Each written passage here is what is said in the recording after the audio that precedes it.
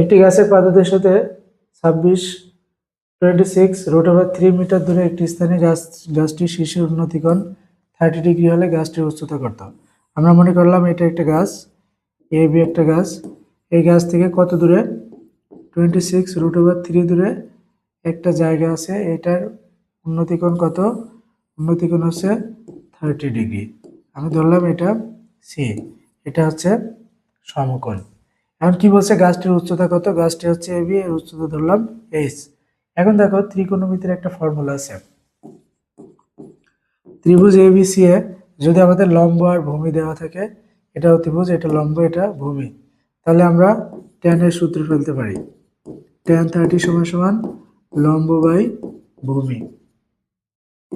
এখন tan 30 একটা মান আছে, তোমরা জানো ত্রিকোণমিতিক যে অনুপাতগুলো আছে sin cos tan cos sec cosec, সেখানে tan 30 মান হচ্ছে 1/√3 সমান h by 26√3 by h √3 is equal to 26√3 by h is equal to 26√3 by √। কাটাকাটি করলে কত হয়? 26। তাহলে অ্যান্সার হবে কত? 26।